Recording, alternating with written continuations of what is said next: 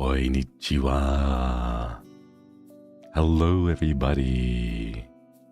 Hello, konnichiwa. It's good to see everybody. Oh, that's right, my intro. I am Josuiji Shinri, one in Guild Tempus from HOLOSTARS English. It's good to see you all. Konnichiwa, everyone. Happy morning, good morning, afternoon, evening, and dinner. Wait, no, not dinner, night. Sorry, chat. I haven't had my own dinner yet recently, so I'm feeling a little peckish right now. Yeah, so I do have this nice little cozy little comfy blanket asset. Another one from the Shinri take this Shinri. I forget which one. It's one of those two. I'll go check both, I guess. But it was another one of those assets. We got the permissions to use them, so it's really good. I encourage everyone, if you guys continue to draw amazing assets, please like tag them with the assets hashtag for the Banzoin I, and we'll do our best to see if we can get them used. But let's show off all these really cute assets for everyone. Oh, I believe, hang on, I think it's in the description. Let me see real quick. It is by Full of KK, a little blanket asset. So thank you so much for the blanket asset. I really appreciate it. It's really comfy. It's very warm here. It's very warm. Absolutely is very warm. I would say though, I hope everyone is doing their best to stay warm and toasty, especially since it's getting much colder nowadays. The muscle mass keeps you hot. This is true. That too. Take my jacket off. Oh, get the full experience with everything on there. Let's see. Oh,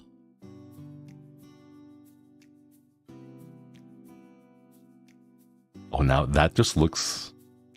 That looks. I think I'll just keep the jacket on. I think I'll just keep the jacket on.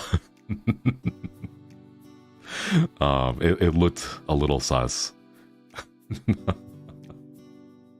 I think I'll just go ahead and keep the jacket on for now.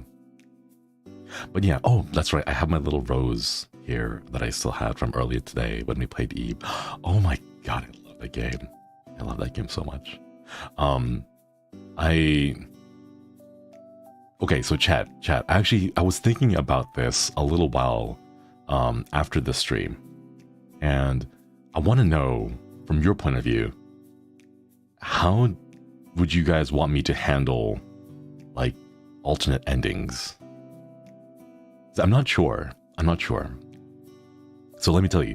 Let me explain what happens for these game streams on my end. All right. So the way that I do these is I play through the entire story, as you saw earlier today with Eve.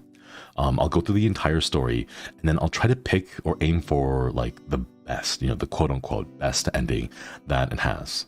And I don't know how you would like me to go about trying out some of the other endings and alternative endings, mostly because it's difficult to determine which games allow for easy access. Like for example, Malmoros, thank you so much for the super chat. Why is your health bar visible? Is it a boss fight? Do I have my health bar on here? I don't see it. It's somewhere, right? Probably. So the worry is, like for games like Eve, for example, the reason why I went for the rose health bar, no touching. It's there for decorative purposes. Where was I? Oh, that's right. So for the reason why I went for the good ending in Eve is because it's actually the longest ending. It's the most difficult one to get that takes the most amount of time. If I want to go through the whole thing, I would have to do a speed run of Eve all over again from the very beginning, because you can't build up that the bond meter or the doom counter with Gary. You actually have to keep it very, very low in order to get the other ones, or you end up with a neutral ending. The neutral ending is called Memories Cranies, where you manage to escape and everything happens. The only difference is Gary doesn't remember you. And because he doesn't have the handkerchief with him, he doesn't ever remember you again. He just, says, oh, you're just a young lady. And that's really about all. SPX, thank you for the super chat. Maybe stream the best ending, put alternate endings and how to get them in a separate video. Maybe, I suppose. But the problem is, I worry that it ends up becoming like, how would I say this? Like, it becomes very weird out of context, Like, as a separate video on its own. I feel like it's one of those things where it's nice to be able to experience it live while I'm streaming. Since I'm not like making videos yet, I'm like putting my feelers out there for like an editor who'd be able to do that. Jeffstar, thank you so much for the super chat. Thank you. But yeah, okay, so let me tell you, there's a couple of endings for Eve. The neutral ending, the one that most players will end up getting if you like generally follow the right path, trying to keep Eve safe and trying to avoid any harm to Eve, and like, for example, successfully completing all of the challenges, like the timed key hide and seek test challenge minigame. By succeeding in most of the challenges, you'll get a neutral ending, which is the one that most people end up getting on their first try, where all they do is simply, it's called Memories Cranies, like I said, where Gary doesn't remember you, but you do manage to save Eve, you do manage to save Gary, and they both manage to escape the fabricated world. However, when you get about halfway through the game, well, to be honest, it's more like 1/3 of the way. After you meet Gary, you have about, I think like 10-ish minutes, like 20-ish minutes of gameplay's worth of like rooms. So like the next like 8 rooms, if you like miss those rooms and you forget to talk to him, you will never be able to get the good ending. Like the counter starts off very, very early for Eve. Unlike other games where the counter actually, there is no counter where it just like counts up like the options you pick.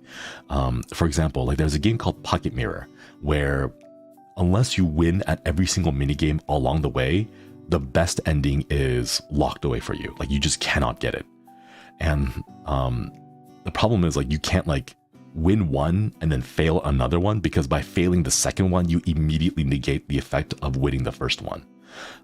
So it's difficult to like organize it by save files, because we'd have to go back to the save file and then like constantly lose or like fail the doom counters for Eve and gain counters for Mary. Yeah, there are 10 endings, I believe. Like 3 of them are pretty close to each other. Eve, it's called Eve Alone, where Eve ends up alone. It's just that. But like the circumstances of how Eve ends up alone are varied. So one of them, she ends up alone literally by herself. The other one, another variation, she ends up alone by following the other mother, the fake mother. And then she ends up like getting lost inside the fabricated world. And then I forget the last one. She ends up alone, but like Mary isn't there because you killed Mary. But like even though after killing Mary, you're not able to escape. So like you end up like entirely alone, and Gary manages to escape. So yeah, there are multiple endings, but like it's variations. There's a good chunk of variations of how they end up that way. But like to get to those, it's difficult to have it through save files, because it still requires you to go through about 30% of the game.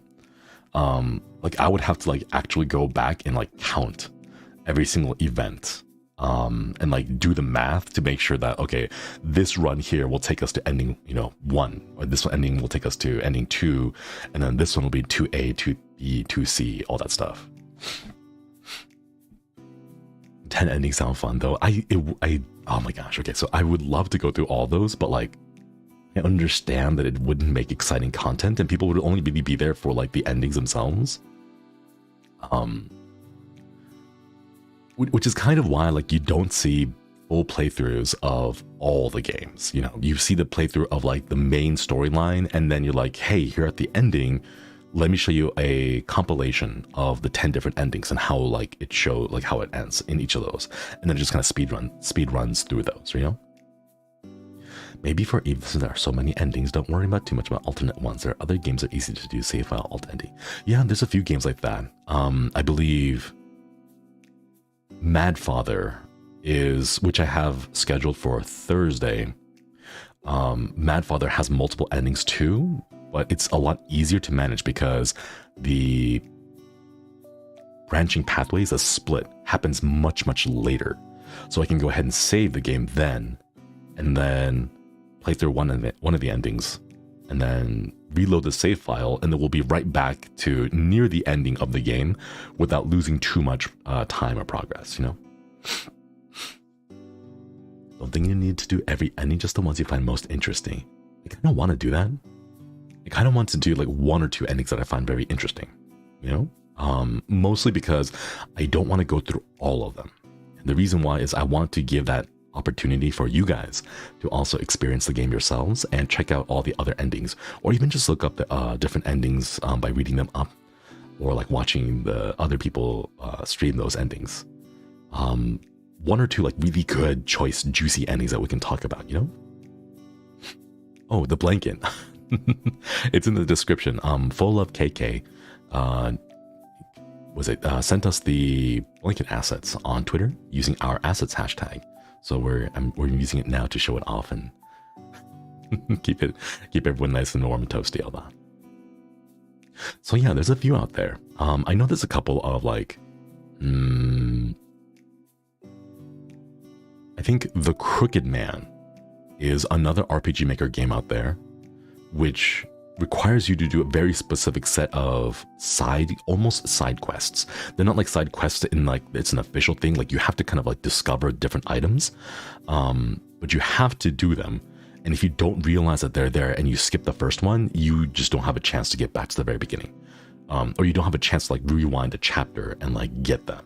So yeah, they're very small items. It's very easy to miss. So like for The Crooked Man, for games like that, I feel like I want to just go for the best ending possible, just to like get all the second items, all the side items, and finish the side quests and all that. Mostly to be able to show you like, hey, this is like the, you know, the quote unquote true ending. And if I'm aware of what those true endings are, I want to go specifically for those in all the horror games that I play. Off has 3 endings, I think. It's an old RPG Maker game, but I cannot tell. I'm not sure I could call it horror. Is Off the one that uses the ripped Nintendo baseball sprite? There's like a very old Nintendo, like a Super NES or an NES game that features a baseball sprite character, and like I remember seeing something like that. The batter guy, yeah. I think I've seen that one. I have no idea. I haven't checked for perms on that one yet. But if I can get perms for it, we'll toss it onto the list. It does have the battery. Oh, the artists drew it themselves? Ooh, I see. Ripped Sprite. Okay, maybe Ripped Sprite isn't probably not the right phrase for it. It's like very inspired. It looks very similar to the sprite of a particular baseball game. Although, like, I've only seen, like, the images, you know. But yeah. Listen. I can't remember. Oh no.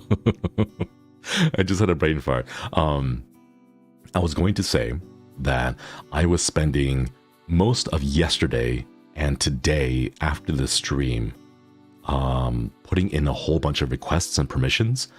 Manager Chan, I'm so sorry. I like spammed your inbox with like 20 different games.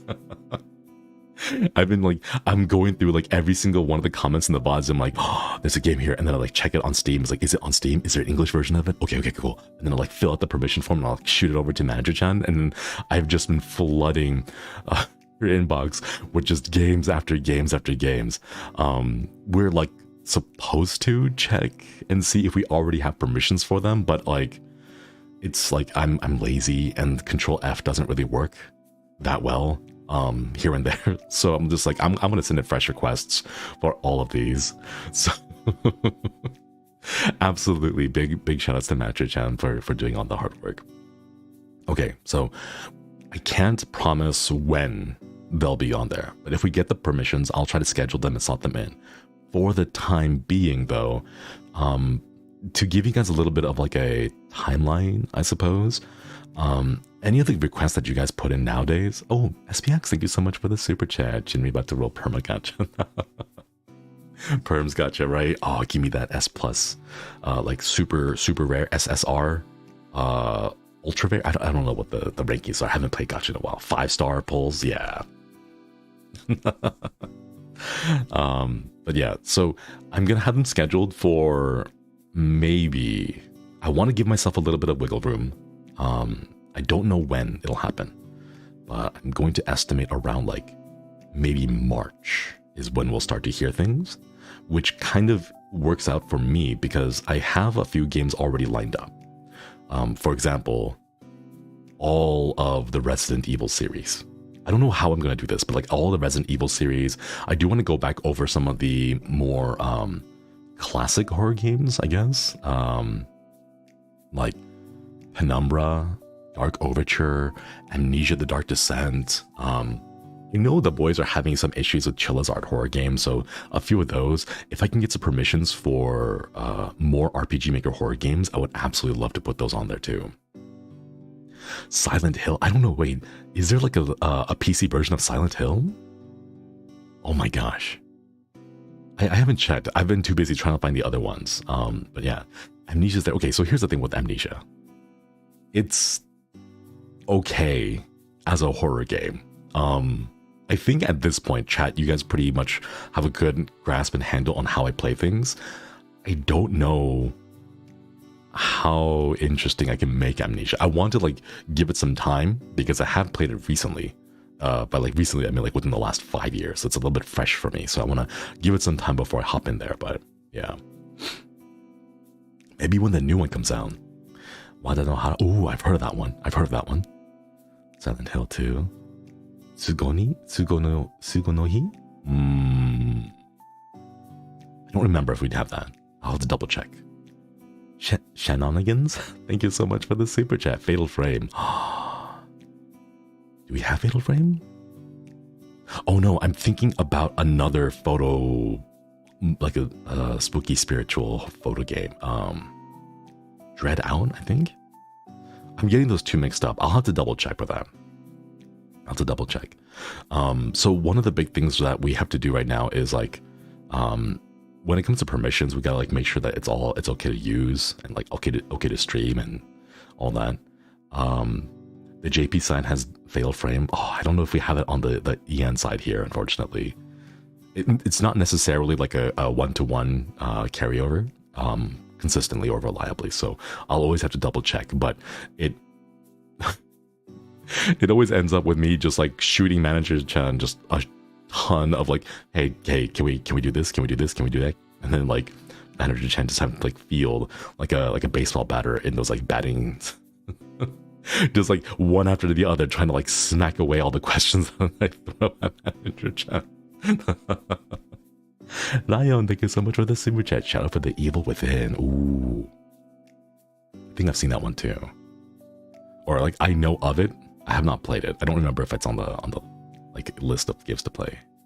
Silent Hill 2 remake. I don't know if it's gonna be out. Like for example, I know Resident Evil 4. I know Resident Evil 4 is coming out, but I don't know if we have perms to play that just yet because it's not out yet. Like it's not out, so we can't really like get it. So we had to like wait and then like shoot them the email, and then just like hopefully they get back to us soon. But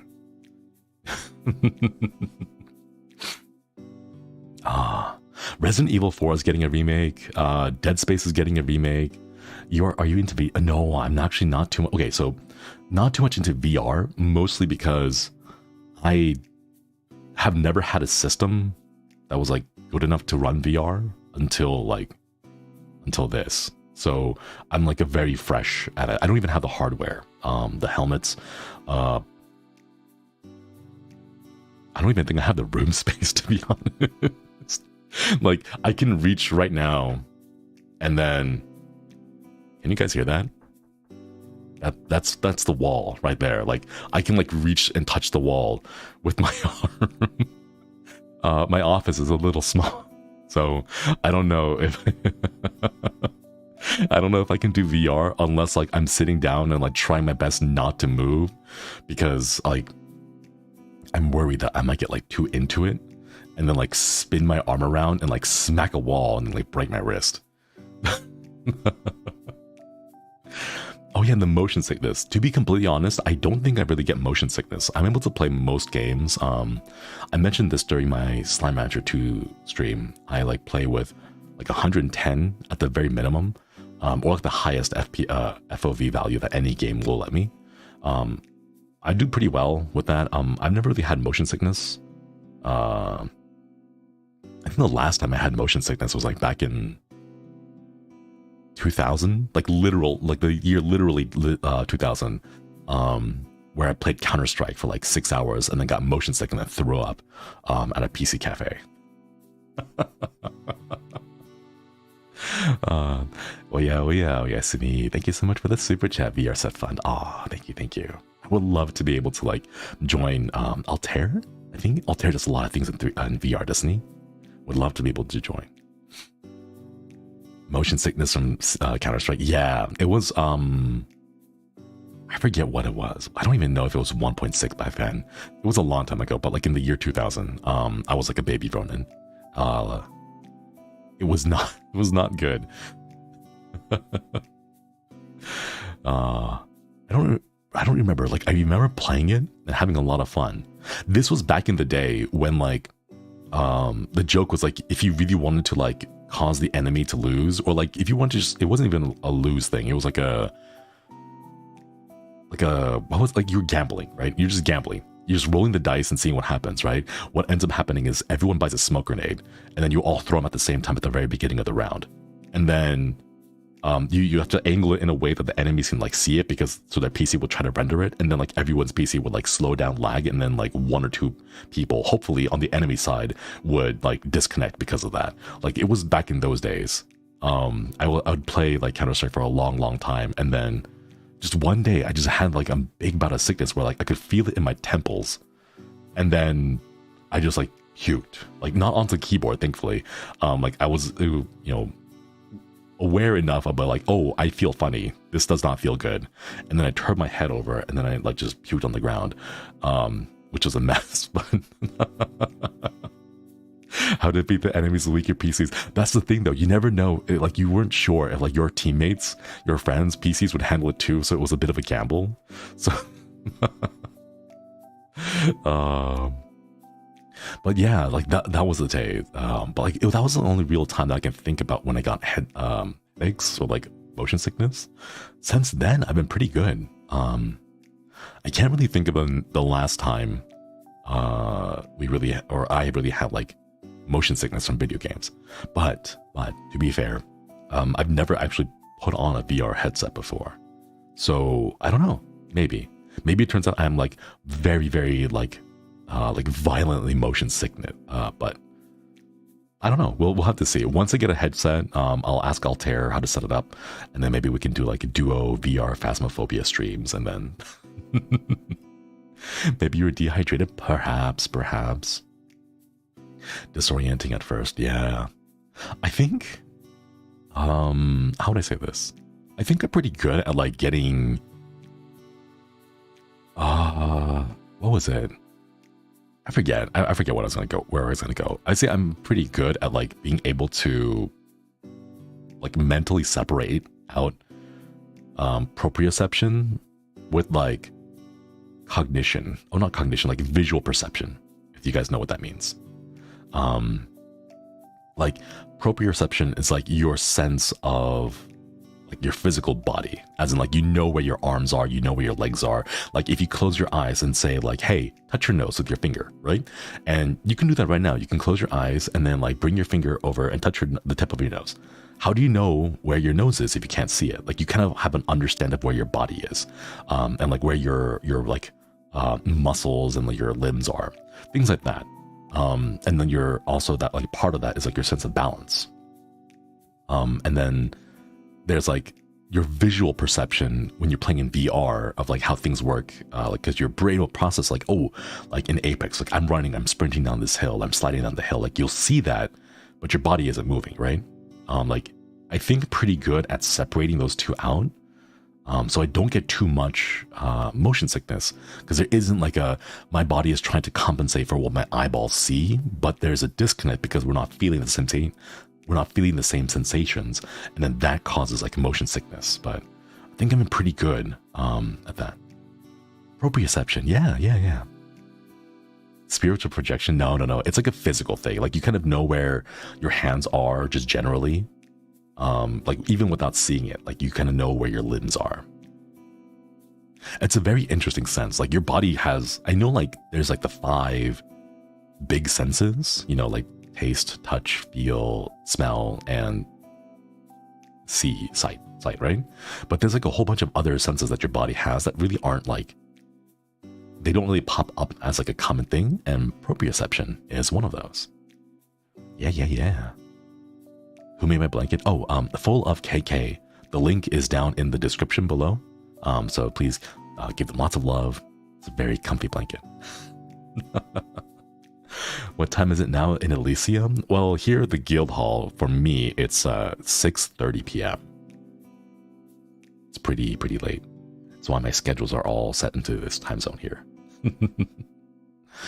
All right, give me just a moment. I have a beverage that I am like sipping on at the moment.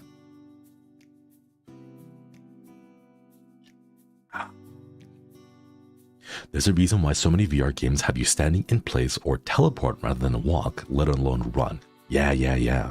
Because trying to run in VR is not only like very difficult, I think I've seen like a lot of people, a lot of like companies and like in like startups trying to come up with a solution to make you be able to move as naturally as possible, but in VR. And I find like they're very creative with how they do that, but it's not always like a very good, it's not like a one-to-one recreation of like you physically moving in the meat space, you know? Yeah, it's just a beverage. I don't know though, maybe.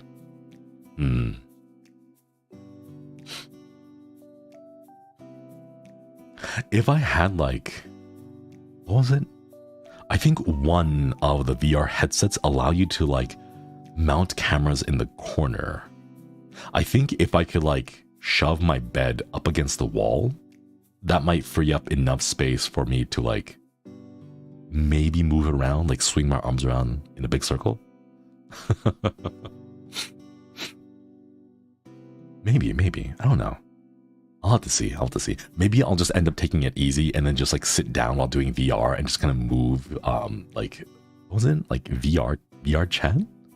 VR chat controls where like you don't have to like actually be like walking around. You can like use controls to like move your character like around. Maybe something like that. What kind of drunk are you, since we're on the subject of beverages? I don't know. It's actually been a while. Okay. How do I say this without making it sound sad? Okay, this is not a sad thing, Chad. You don't have to pity me for this, but for like the last 3 years, I've been like physically drinking alone in my room, in my office, and meeting my friends like digitally, like remotely, you know?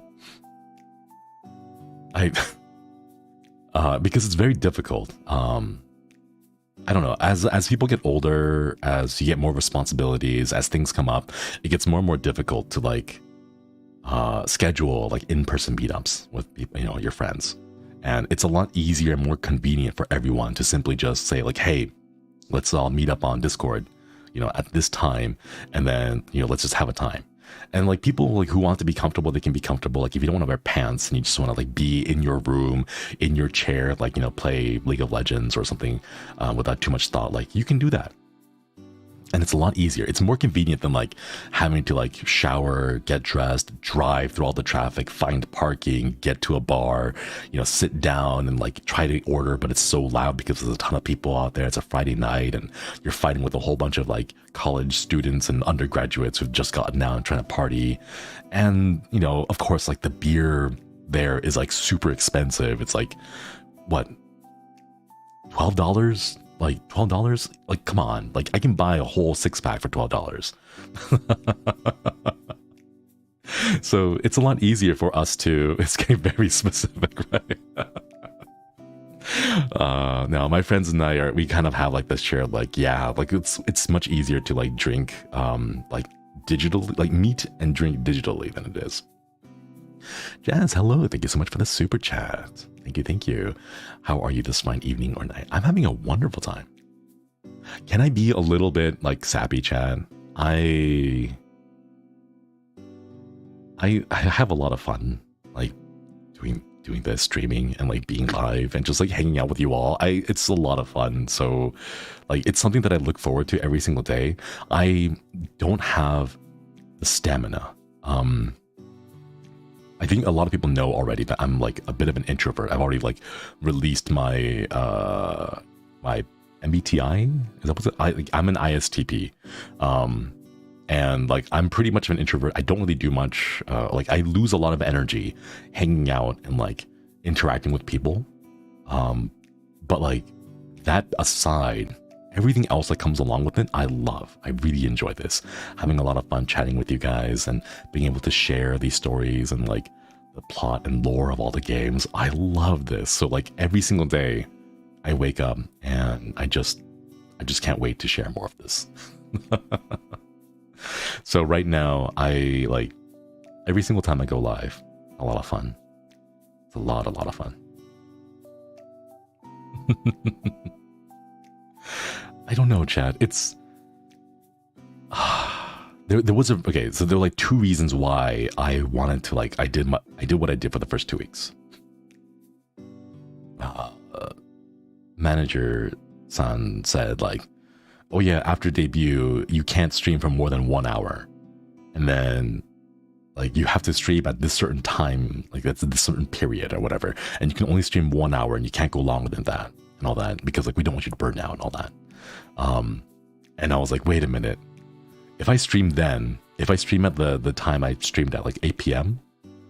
because what I wanted to do is I wanted to stream at 8 a.m. and I was like, wait, that's going to be very difficult because I'll build up an audience at 8 p.m. and then suddenly as soon as the 1 hour restriction is done, I'll be switching over to 8 a.m. And then like it's going to be 12 hours, you know, either forward or backwards depending on what time zone you're in. So that, along with the fact that I just wanted to get back in, like, I just wanted to get into streaming more. I just wanted to stream more. So I was like, hey, could I do like 2 streams? You know, like just because I want to, you know, I want to focus on building an audience at my normal time. Which is how I got permissions for that. But like that's what I wanted to do.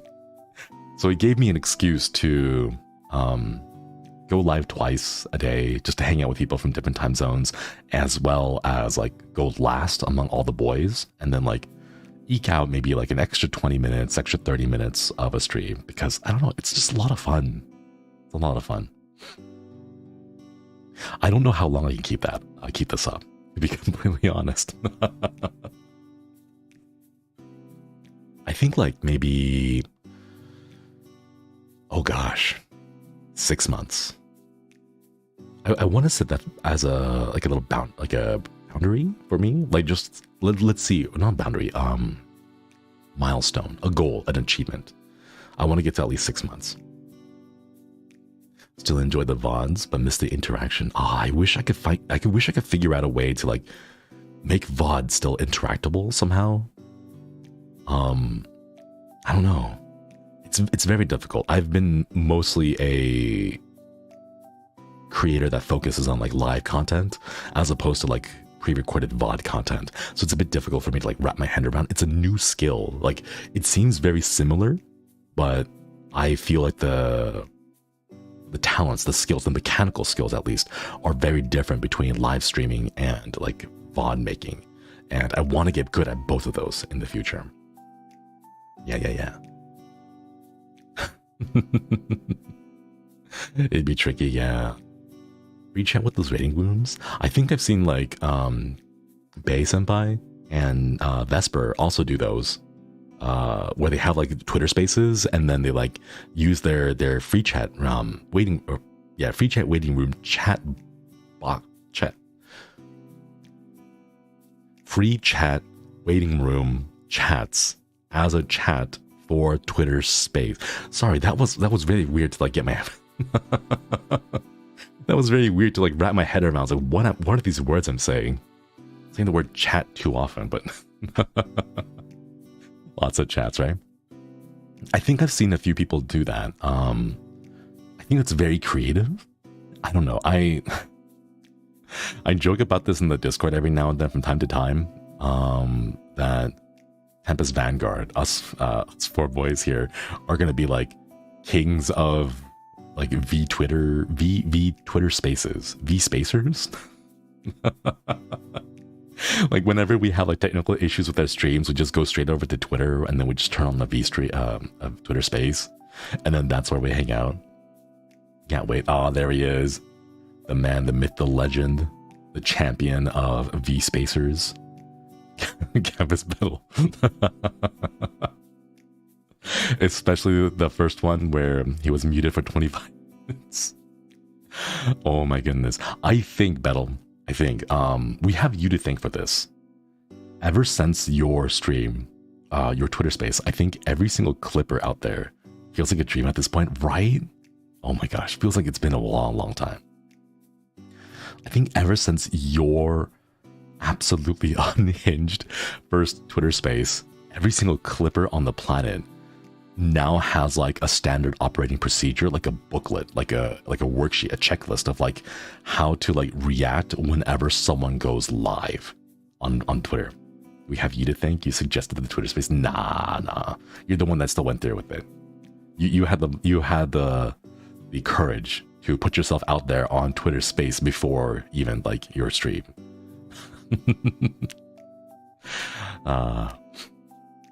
But yeah, I didn't even know what Twitter Space was. Now you're an expert. Now you're a professional on it. Now you can go ahead and teach everyone else. But I think thanks to you, like I have seen more people like recording Twitter Spaces and then like clipping them into VODs and videos. Like since yours. I know like it's been a thing like in the past, like here and there, but I think you really set off like each individual Twitter Space itself becomes like more content on top of it. So exactly, standard operating procedure for like VTubers who go onto Twitter Spaces now. Very creative with it, right? A trendsetter. I think I don't know. It's weird because like nowadays there's just so many different ways for like people to like interact and like engage. I think it's really cool. Not only just live streaming, but like there's like Instagram, like I believe like almost I don't know. There's a lot of websites out there that have like their own live streaming service. I know a lot of them are like introducing live stream services because of how like big it is. And the fact that so many different platforms have that is really cool. I don't know. I think it's a really great way to like reach out and expand to like multiple people on different platforms. It sucks when you can't join the space at times though.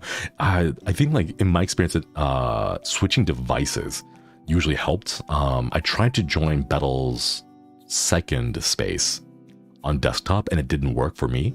But it worked when I tried it on my phone.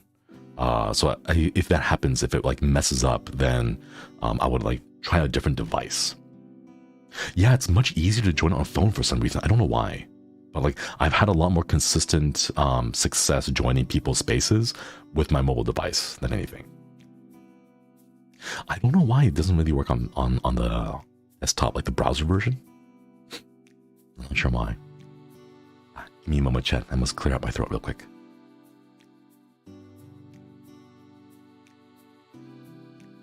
There we go. Sometimes people set it up for Twitter Space to record. Oh yeah, there is like an archive option, isn't there?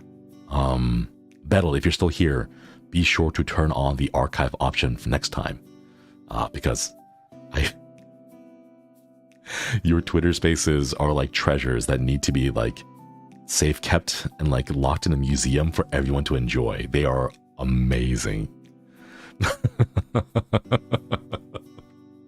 I think by like a miraculous chance, like 2-3 people, 2-3 clippers were able to like record your very first one, like with the crunchy like background music and all. A couple of them were able to clip it, but like if you had not archived it, like that would have been lost, you know, to the sands of time, and no one would be able to like revisit just how incredible your first ever Twitter Space was. So the crunchy, oh my gosh, the crunchy hold music. Okay, so here's the thing though, I've tried to find that song. I can't find it. I tried to use like Google's like sound, like music song recognition thing, right? But the crunchiness of it won't let it work. Like it just won't register. Like I can't find it because of how crunchy it is. You too, Bat? Wait, I thought you picked it. I thought. Wait, how did you find the song then? Where did that come? Yeah, I thought it was yours. It's just a preset song over the Twitter Space. I guess that was laggy. Oh, is it? I've never heard any other like person, but it's called Jazzy. Do you know how difficult it is to search for a very specific song by searching the word Jazzy? It's like I'm looking for a specific song. Oh, do you have any way to describe it? Jazzy. That's it. Just the word jazzy. I thought it was BGM. I don't even know. I've never heard BGM on a Twitter Space before like that. Oh my gosh. Okay, if anyone is able to find it, I want to know. I really want to know. It's like hold music on like any like old like if you called like old just like brick and mortar stores back in the old days, right? When you called them and you were put on hold, they would have like some weird music and it'd be kind of like jazzy. You could like vibe to it, but like you never know what the song was called. Like there's no name for it. Like it's just you kind of know it as like a generic brand of hold music and you just kind of like vibe to the whole thing. Yeah, like elevator music. Sometimes bossa nova, yeah, sometimes.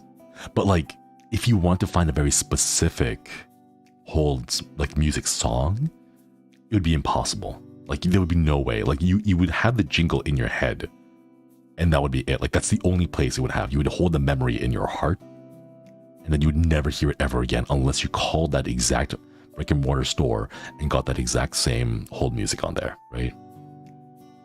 It's called Muzak. There's a specific name for that genre? Oh, that's so cool. I'll have to take a look and see if I can find some of the ones that I've heard too in the past. Sometimes it's just for early.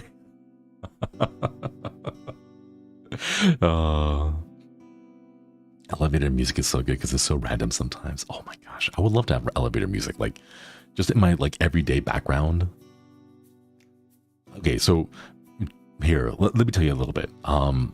I don't really like things in my ear. Okay, so here's the thing.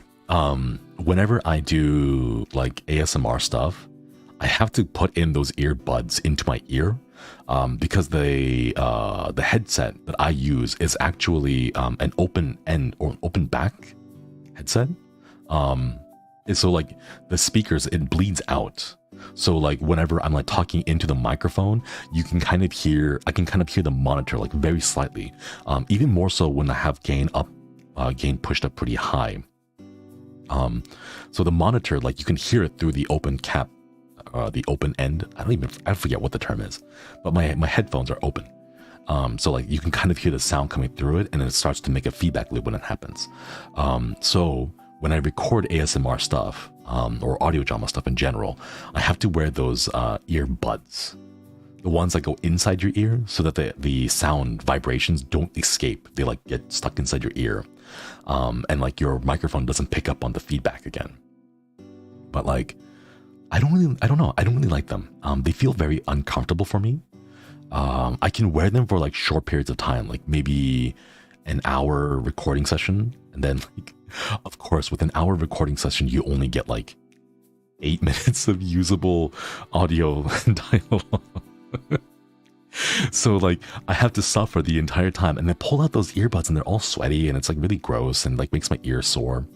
But I like to wear headphones that go over my ears. But like, if I could, I would love to have background music for my life, and elevator music would be the one I would love to have. But like, I can't really walk around with headphones because they're kind of clunky, they're kind of big, and they're like, you know, bounce on my head funny. And then I don't want to wear earbuds because the earbuds are uncomfortable for long periods of time, you know? Hidden speakers in your wall. I can't afford that. I'm not sure if I'm even allowed to renovate the guild hall and like install speakers into the wall. Pretty sure Altair would get mad at me for that. I think it'd be okay. So like in my dream like guild hall dorm room, it would be like proximity sensors, like a Bluetooth sensor, right? Like if I walk into my room, the speakers would change and like the background music would change from like the kitchen and the guild hall and like my room. Like it would change depending on where it was, right? And it would be based on like Bluetooth connection. Like if you're able to connect it to the Bluetooth, it would just automatically change. Like, oh hey, Shinri's in his room now. Let's change the let's change the background music to this, right? I would love to be able to do that. Alas, I don't know if I can renovate my current guild hall room, office, one of those two. Like each room has its own theme song. Yeah. Like if you went into the guild hall, the dining hall, inside the guild, like it'll be a different sound. Or like if you go into the kitchen, it'll be a different sound, right? Or like outside, you'll have like nice little background music. Oh, that'd be so cool, right?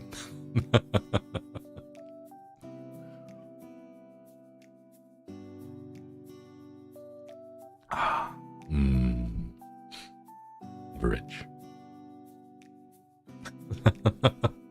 Turn your life into an RPG maker, man. Oh my gosh, okay. One day, I want to learn how to make an RPG maker game.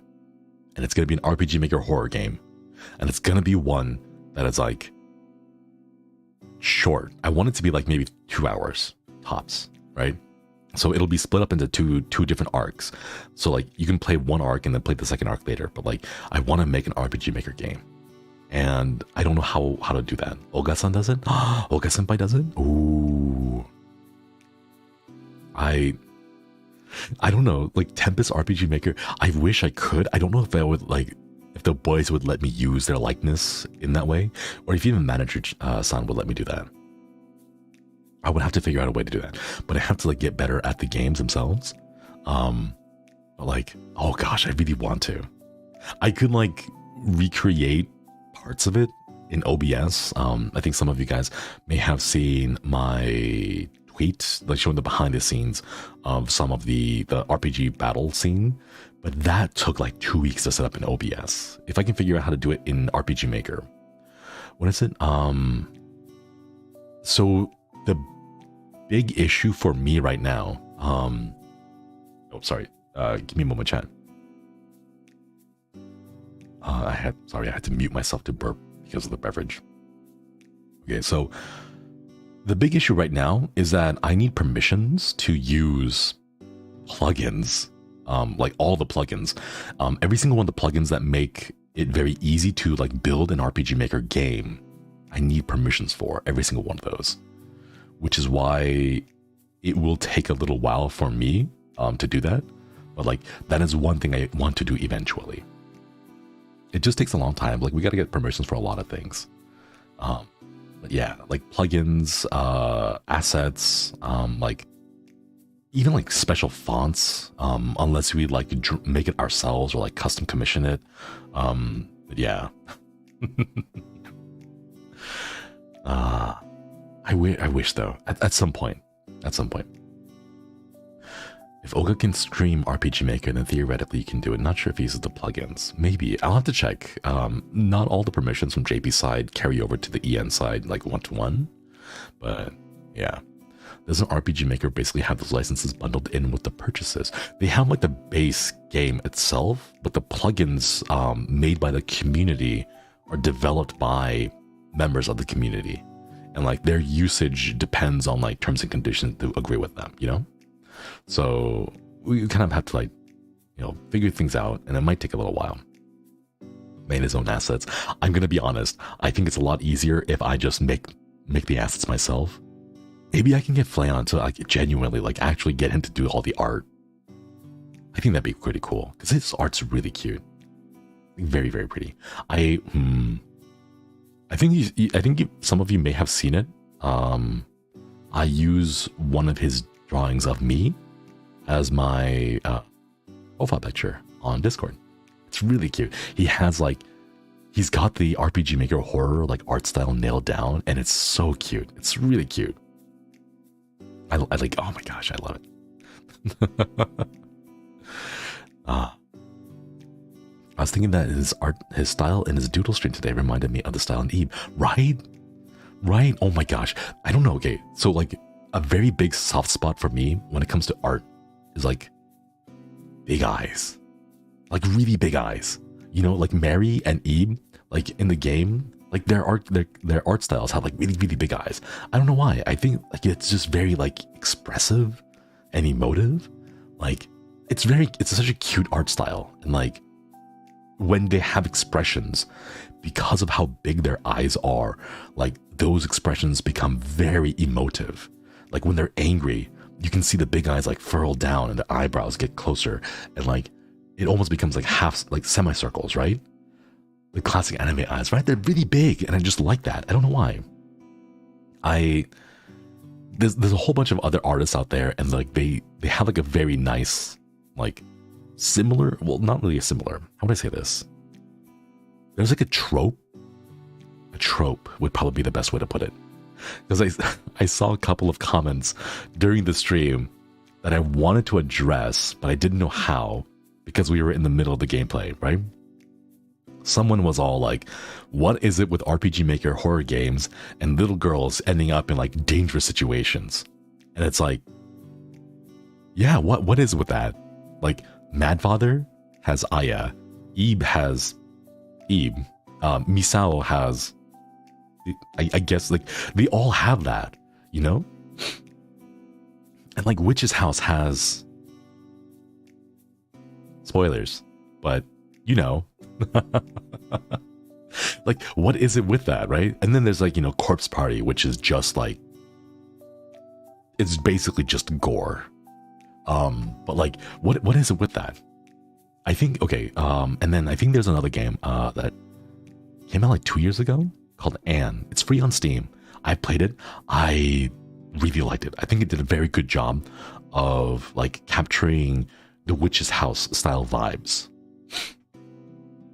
Yeah, ANN. It's on Steam. It's for free. Please check it out. I think it's really cute. The game is really good too. It does a very good job of like recreating as an homage to the RPG Maker games of old. They did a very good job. In the box too, yeah. Oh my god, that one. That. Oh, the plot twist in that one. So good, so well done. I didn't expect it at all. There was like there's only like two pieces of like foreshadowing where you're like, wait a minute, like what? This doesn't make sense. And then it makes sense afterwards, right? But like, unless you got to the end and you like did everything right, you're like, whoa. Oh, no way. But like, oh, Cat in the Box, they did it very well. I like that one too. A little girl equals an innocent protagonist. I suppose Like there are like overarching like themes of like innocence and like what is it, like innocence and like vulnerability, maybe. Like you want to keep them safe and out of danger and like avoid the spooky monsters that appear in the game, like the dolls and Mad Father, or like the moving statues and like the painting ladies in Eve. I guess you can see that. I guess I can see that.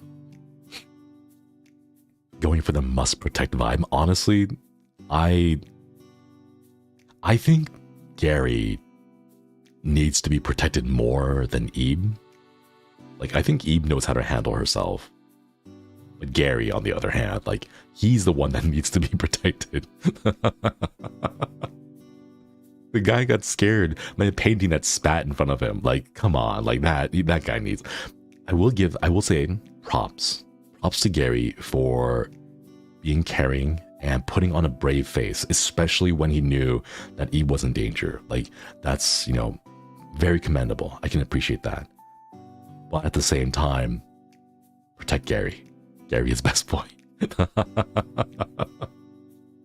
Oh my gosh. I don't know. Something about the game is like very nostalgic, and it like activates my neurons.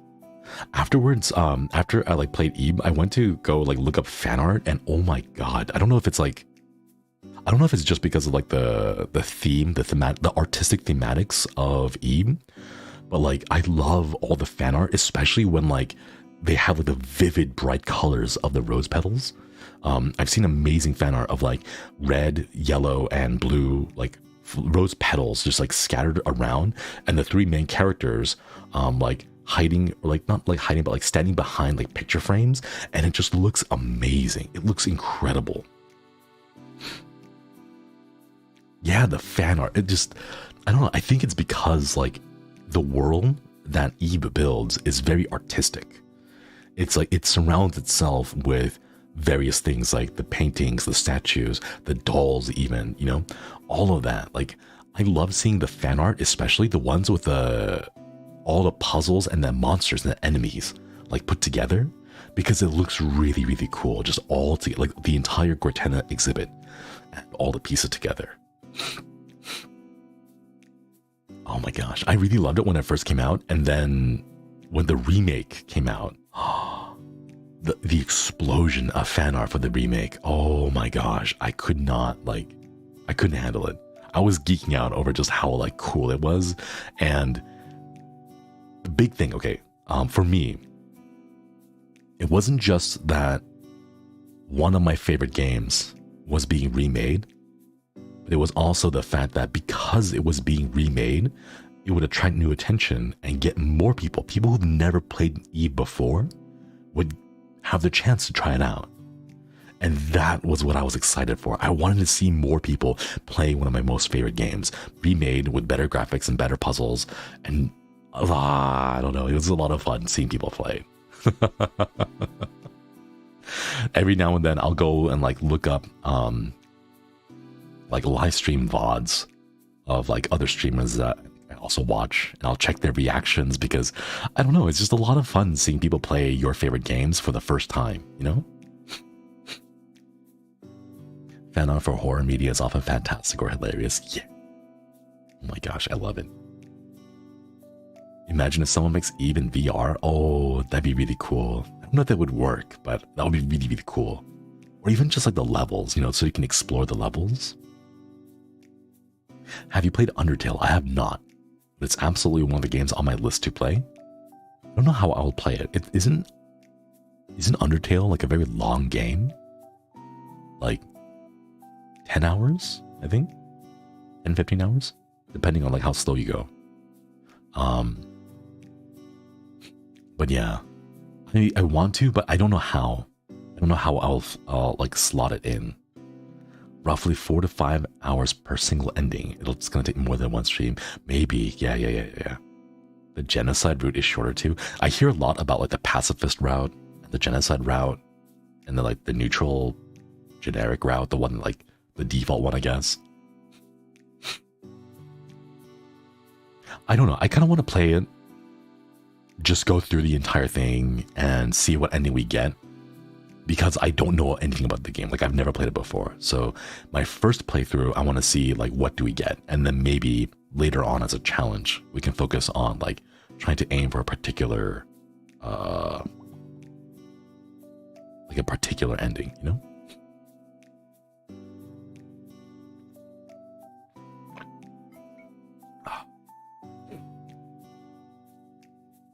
How about Omori? Oh gosh. I'm pretty sure Omori would break me. I know I already have like To the Moon scheduled for like April? I forget. I have a big calendar of like games I want to play and like stick them on there. To the Moon is already up there. I know Omori is also going to break me and I'm going to like cry just like sobbing on stream. But like it's on there as a list of like the games I do want to play at some point. Insanity speedrun. We're just gonna play all the traumatic games. Maybe that's what I'll be known for, you know, as the Hollow Tempest boy that plays horror games, very cute games, and then very traumatic emotional games that give us emotional damage. It'll just be like a whiplash back and forth between those three sections every other stream. That's what we'll do.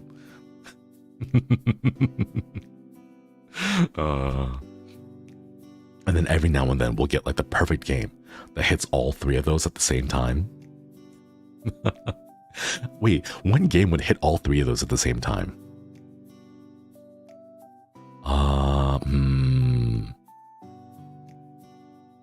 If I have to think, the only game that would like satisfy all three of those right now that I can think of is like Pocket Mirror. Is it? Yeah, it would have like the cutesiness of like the whole like RPG trope of like little girl gets lost in a very scary world and you have to keep her safe.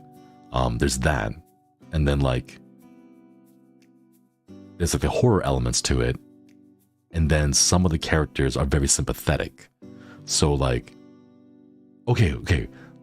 Talking, you know, on the topic of yeah, Pocket Mirror. I know it's getting a remake, like Pocket Mirror Golden Tron. It's on Steam. That it hasn't released yet, and they don't have a particular release date. But like it's coming out, you know, in the future. But Pocket Mirror is there. It looks amazing. I really like it. I want to try it when it goes live. See if we can get perms for that one too. But like on the topic of like sympathetic antagonists, and I say antagonists in the literary sense, as in like they're not bad guys, they're just the people that the main characters, the protagonists, enter into conflict against in the story. Mary as an antagonist in Eve, I think is very, very well done. I think like it's one of those characters where you only really figure out what happened to like you only really figure out what happened to Mary after you like start to piece together everything. And I really like RPG Maker games, especially the ones that make, you know, they at least try to humanize the antagonists, right? Yeah, antagonist does not equal villain. That's the big thing. I know it's very easy to kind of like lump them together and say, oh, here are the main characters and those are the bad guys, right? The good guys and the bad guys. But like, not necessarily. And if you give, you know, the quote unquote bad guys a chance to like, or give yourself a chance to explore the bad guys' like reasons and like their, what drives them, what passion they have, what, you know, moves their character forward in their own arc, then you know that, you know, they're not bad guys, they're just antagonists. Your goals just enter into conflict with the protagonists, right? So if the story was written from the other side, you would see those characters as, you know, the main characters, the protagonists. And I think Mary is a very good way of doing that. A gray man characters too. Yeah, that too. Sympathetic villains as victims of circumstance. I know. Like, okay, warning, like spoilers for Eve. I guess another warning here again. Well, not again, for the first time, I suppose. I apologize for not warning you guys for spoilers earlier on, but like Eve's spoilers for Eve for like the next like 10 minutes, I suppose. I feel bad. I feel badly for Mary, because from her point of view, she should never have existed. Like, she was supposed to be a painting and nothing more. She was just supposed to be an image of someone that Guertena had memory of and created. She was never supposed to be born. But because she ended up in a situation where the artistic like rendition of her was just that of a small child. She just wanted friends. Exactly. That's all she wanted. Like, there was a book in her room after you burn her portrait down, where if you just go and read the cover of the book, it says how to make friends.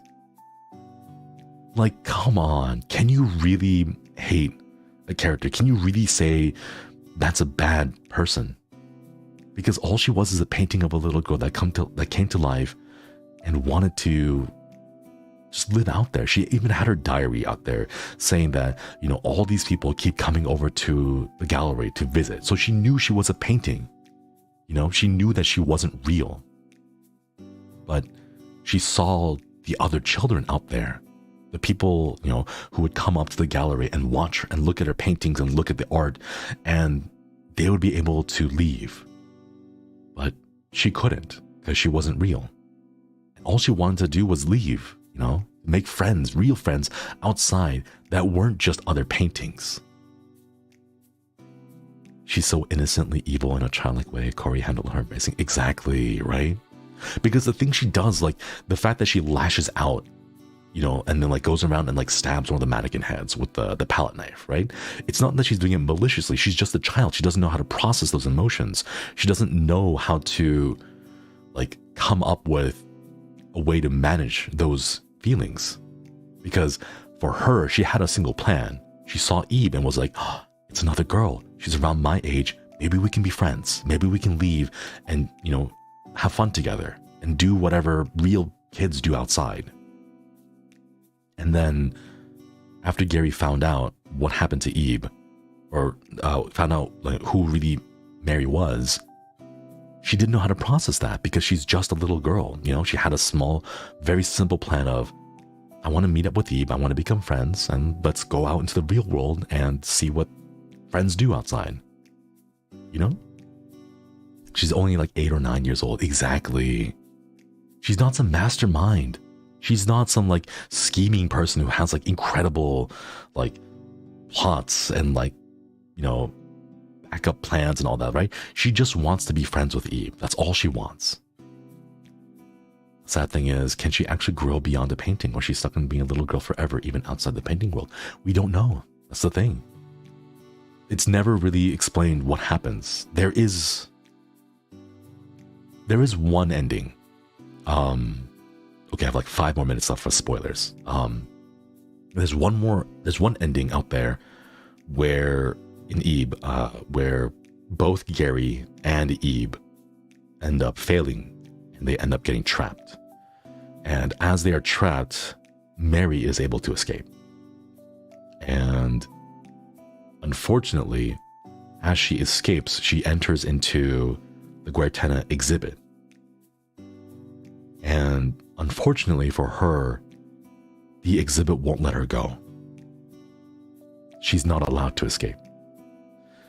As you, in that ending, you control Mary as she wanders around, but the doors are locked. You are not allowed to leave. And as you explore around more of the exhibit, the game gets darker, darker, and darker. Until you can't see anything else. It's just pitch black. Mary calls out to Gary, to Eve, but of course they're already trapped inside the fabricated world, so they can't hear her, they can't save her. And then the last thing that she calls out for is her father before the game ends. So it's likely that Mary, it's likely that she never has the chance. She just never can leave. It could be just one of those things where, like, unfortunately, because she is a painting, because, that's how she started, that's all she's gonna be, And that's the only real ending we have to examine what happens to a painting that manages to escape the fabricated world. There's one ending where she can leave, but Gary has to die. Yeah. So the question there is, like, even if her plan had succeeded, even if everything went right, could you still have saved Mary? Isn't there one where she becomes Eve's sister? No, that one's actually, the green ending is actually a fan-made spin-off. It's not an official ending, and I believe Corey does not recognize it as an official canonical ending. It's strictly a fan ending where where Mary managed to escape with Gary. And then there's also a second fan ending called The Sacrifice. But there are, like, people made fan endings of it. They're not real.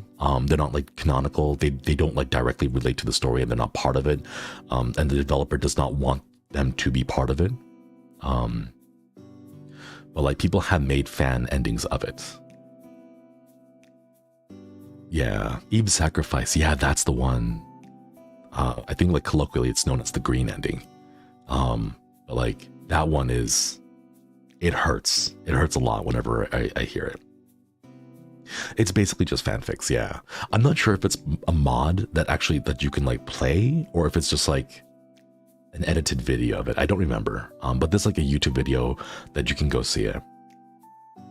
But, like, in the fan fiction ending, there is one where you are standing by the painting, and then both Eve and Gary learn the truth. It kind of alludes to it in one of the books that we read during the gameplay. I don't think Korea allows it. Yeah, they don't allow it. So it's not like an official ending. And it's, like, explicitly made clear that they don't recognize it. But, like, in one of the books that we read during the gameplay, there was a moment where it says, like, to exchange existences, something must happen to make, like, the real, or to make the fake real and the real fake. Like, an exchange of realities and existences must happen, and that is alluding to the idea that in order for Mary to escape the fabricated world, someone else from the real world has to take her place. And then she kind of mentions that in her journal as well at the very end. But, like, beyond that, we don't really know the mechanics of, like, how or why that works. Just that not only does the books confirm it, but also Mary herself confirms it. And then the fan fiction ending is that Eve sacrifices herself to not only save Gary, but to give Mary a chance at life. And it's a very emotional, like, fanfiction ending, but, like, it hurt. It still hurts because, like, when you pop out on the other end, Gary and Mary are siblings. You play as Gary, just kind of, like, wandering around, like, all right, come on, sis, like, we're doing this silly thing, like, it's time to go home. And then, like, Mary is just, like, inconsolably sad at things and, like, doesn't realize why. And then, like, the scene ends with, like, them approaching a painting of a familiar figure that has, like, fallen but was, like, wrapped around in vines. Something like that. Hey, Alka, good to see you here. Love the angst and sappy, right? Ah, I just... I don't know, there's something about, like, really cute, really sad, really sappy horror. I don't know. It makes me feel... I play traumatic RPG horror games just to feel something.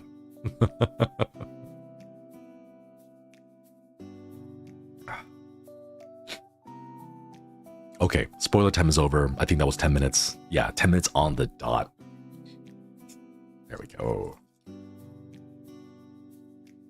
So yeah, no more spoilers.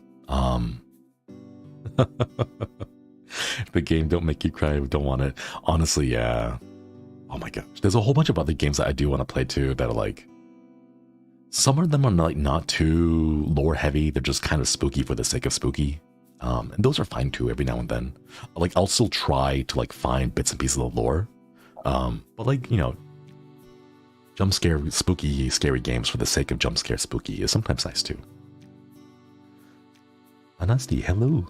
I listen to Gary's theme when I'm lonely to remind me of my older brother who's no longer in my life. He introduced me to this game. Thank you for sharing. I hope it continues to provide you support. No lore and bake lore. It's... I know like a lot of the things that I'll think about whenever these like stories come up. It's not that I'm trying to like find the right answer. You know, I don't know if there's really ever going to be those like right answers. But just like trying to piece together something so that it makes sense in my head. Because things that are unknown, I think, are very difficult for me to like sit with, I guess. I want to solve them. I want to be able to, you know, connect them together. And part of me like coping with the fact that the game doesn't tell you outright, like, hey, this is what happened and here's why things work that way. Part of my coping mechanisms is just to try to find out like these pieces of lore and connect them all together. And yeah, I wonder, like, was it Outlast 1? Outlast 2? I think it's 2 that has a good chunk of lore that is like, that requires you to know a little bit about Outlast 1. And I kind of like games that do that, where you kind of have to follow along the story. Like, well, you don't have to. It helps. It adds a new depth to the story, knowing multiple parts of it. Most definitely too. Yeah. I think like, you played through Outlast 1, and it doesn't really make sense until you start to read like the second half of the game's notes. And then like the Whistleblower DLC does an even better job of explaining things. And then Outlast 2 expands upon it, but in a very unique way that I think is a very cool way to address it. Magni's Juicy Toes, hello, thank you for the super chat. And I like the way that both Whistleblower and Outlast 2 expanded on the lore, because it wasn't like a direct sequel. Like, the games were a direct sequel, right? But like the way that the events of Whistleblower resulted in the events of Outlast finally resulted in a tertiary effect into Outlast 2. I think that was very well done. I think it was very well done. It's like you can almost play Outlast 2 completely on its own. Like, you would never have touched Outlast 1. You can almost play Outlast 2 entirely on its own, and it would be a very good self-contained story. There would be a few bits and pieces where you're like, those are some loose ends that I don't think the game really wrapped up entirely, right? But if you knew about Outlast 1 and the Whistleblower DLC, you'd be like, oh, so that's how they connect. Wait a minute, was that thing in Outlast 1 the thing they referenced in Outlast 2? But like, it's very brief, it's very small, but you can kind of see the impact that the two stories have against each other without it being a direct sequel, you know? Like, I think how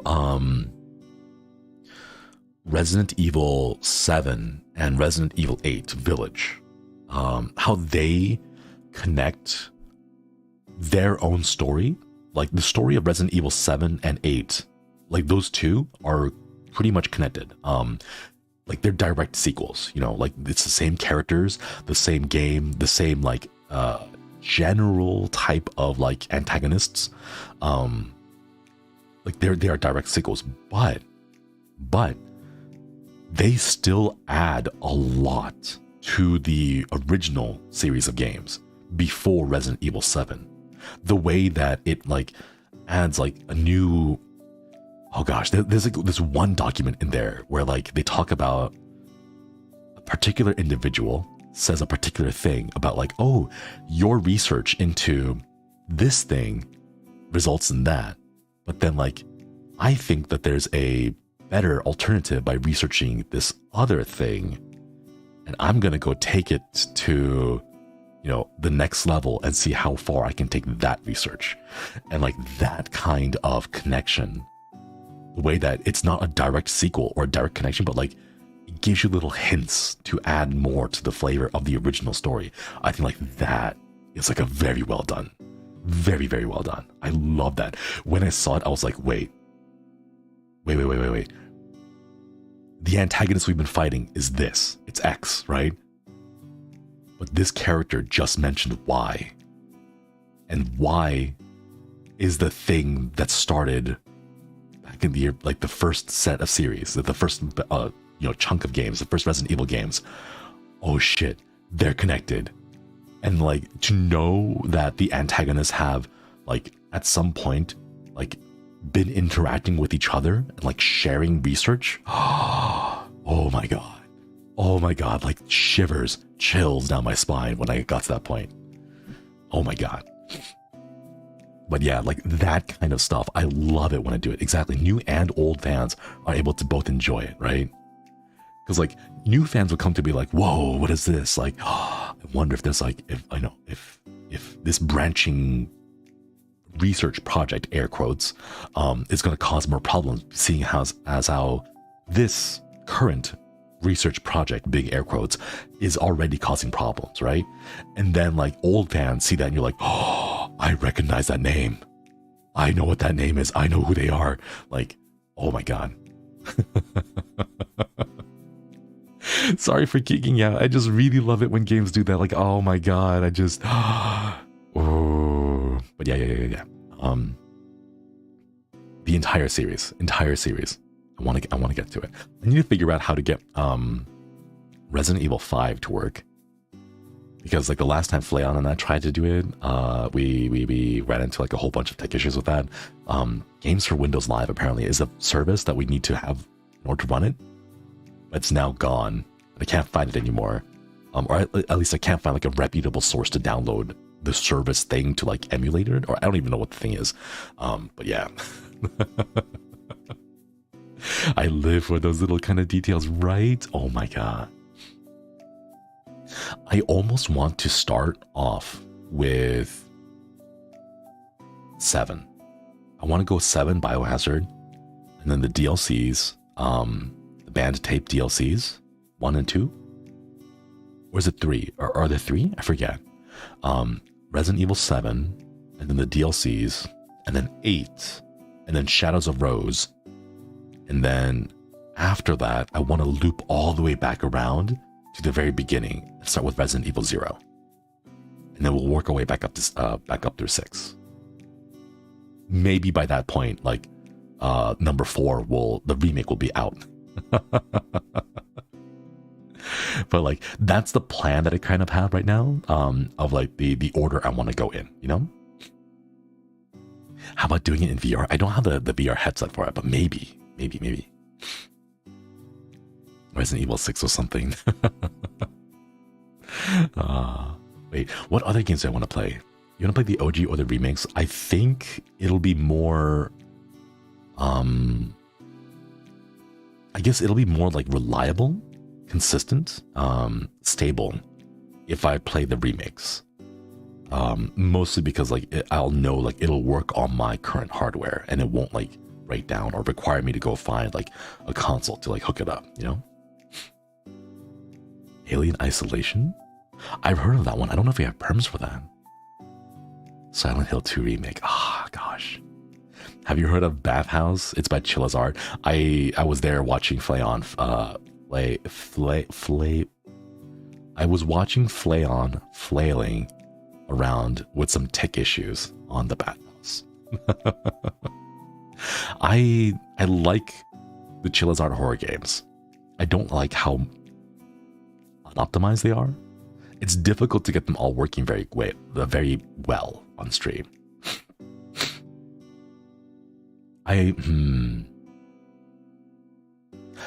At some point, I do want to get through them all, but part of me wants to focus on like the more big horror games at the moment, like Visage and Medicine, Resident Evil, Little Nightmares 1 and 2. I want to get those two. Oh my god, Little Nightmares 1 and all the DLCs too. Wow.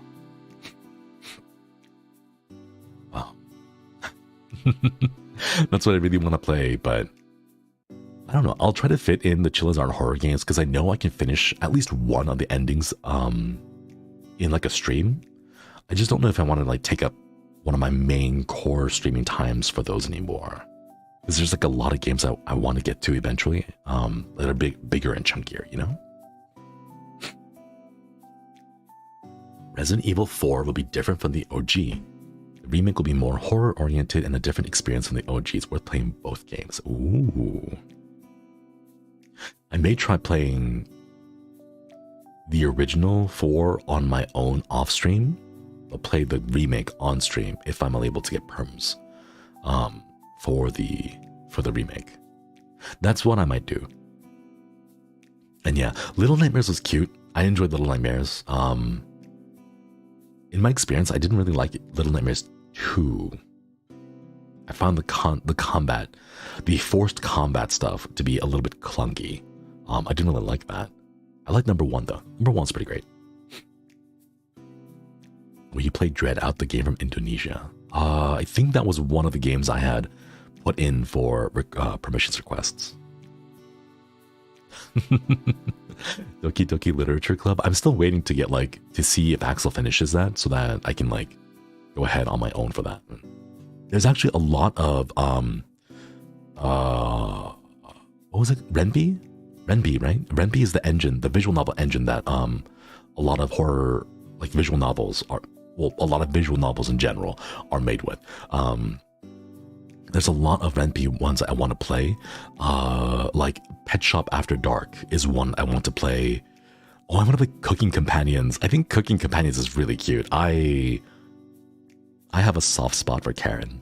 I know I'm gonna get judged, but I'll say it right now. In Cooking Companions, I like Karen. I think Karen's sweet.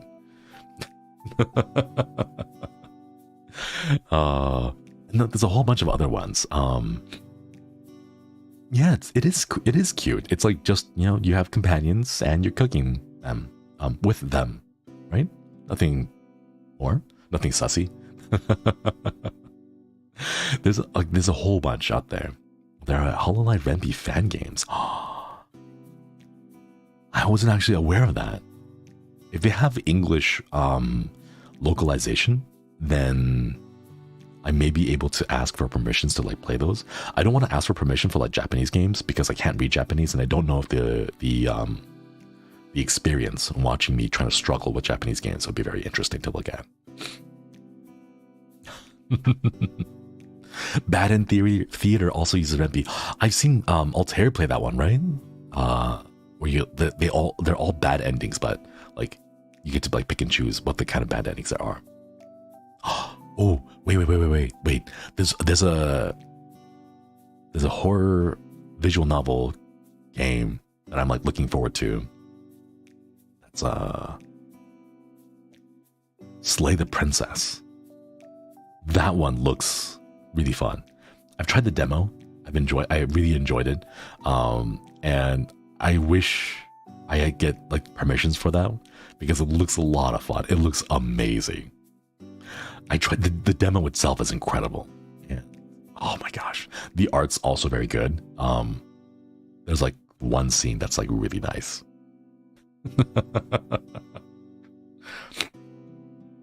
Would you consider doing a hand cam cooking stream? Maybe. I would have to find the proper setup here in the guild hall in order to set up the camera so that I don't interrupt people using the kitchen or the dining halls.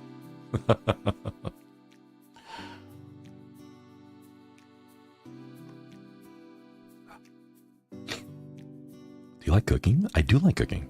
I can cook. I do cook most of my own food. I can cook. I can't bake. Baking is a completely different thing. I like to just like throw things onto the pan and like heat them up, apply fire to food, and eat. The Yomawari games? Thought about doing Hollow Error. Is there an English localization for that one? You can bake too? Nah, baking is too difficult. Baking is a science. Cooking is just like an art. Exactly. Baking is science, cooking is art. You just like, slap things onto the pan, turn up the heat, and then you can like stir fry almost anything. Cook off Shinri versus the rest of Tempest. Oh my goodness. I remember we were sitting in the Discord because the Vanguard boys and I were supposed to be on standby for the HQ boys to be finished cooking. And I remember what happened was like Magni and Altair were just doing their own thing, they didn't like take pictures because they had gloves on, and they were like still in the process of working.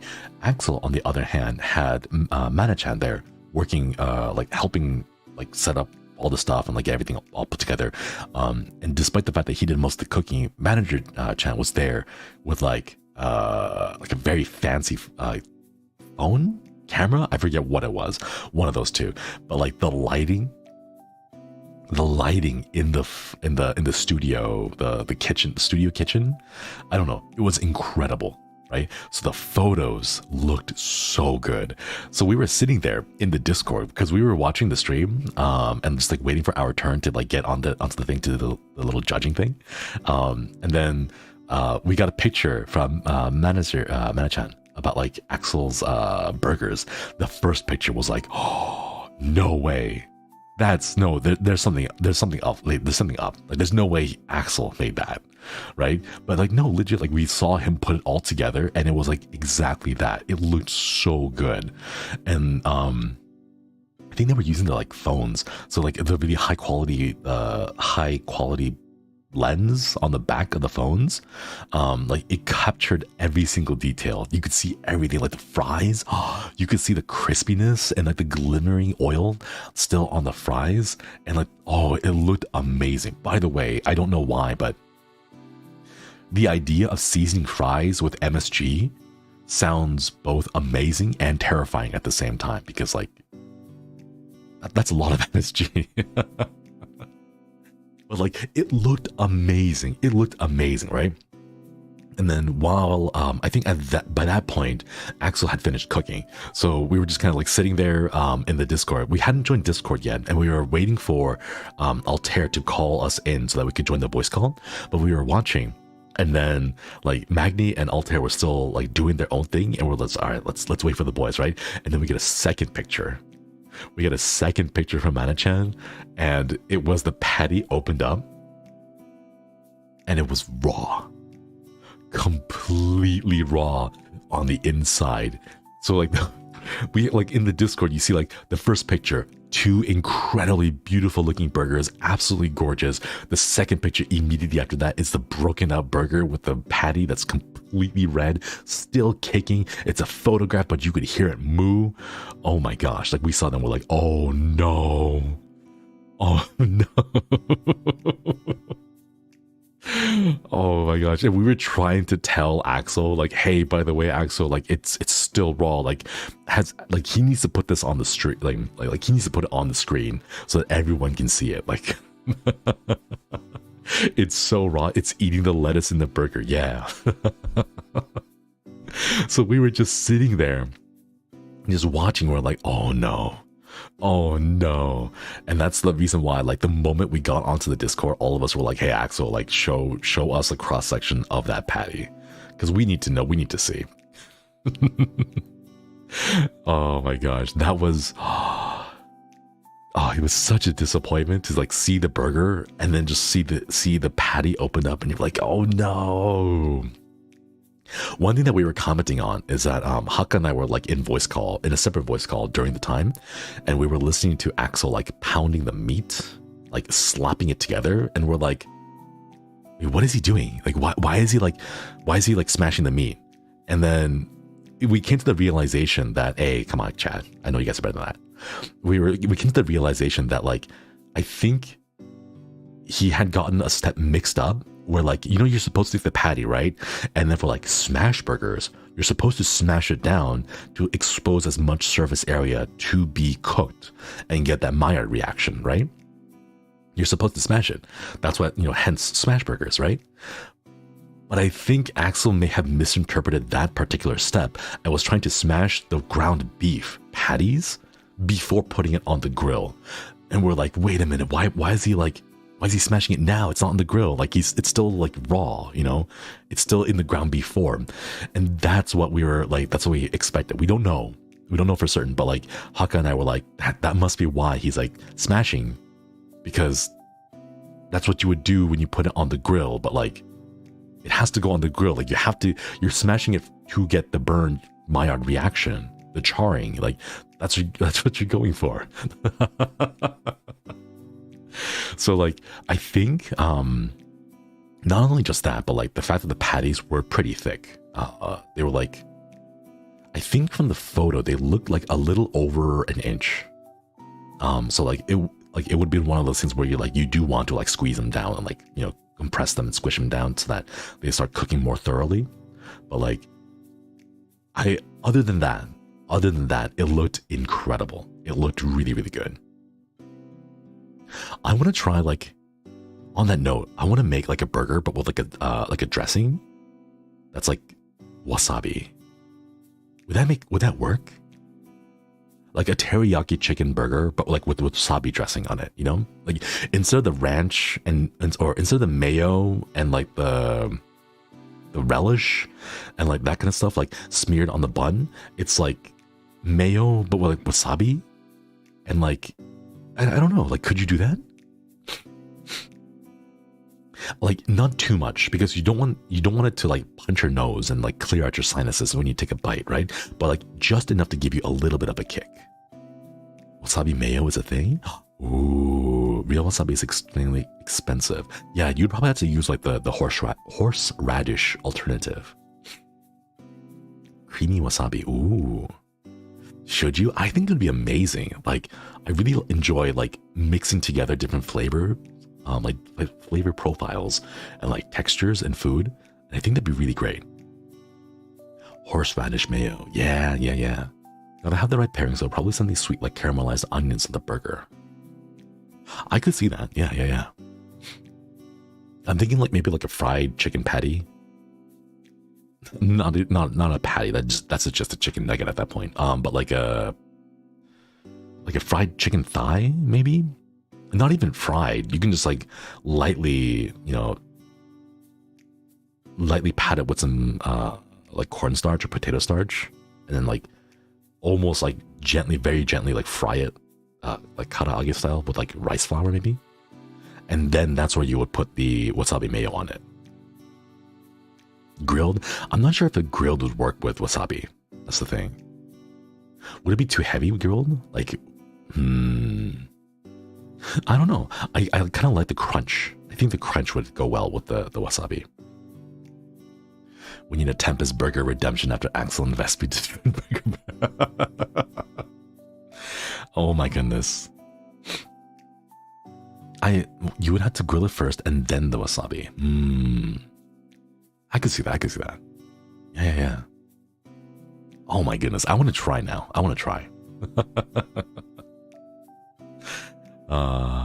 It's so nice though. Like, yeah, because like you would have like a nice kick.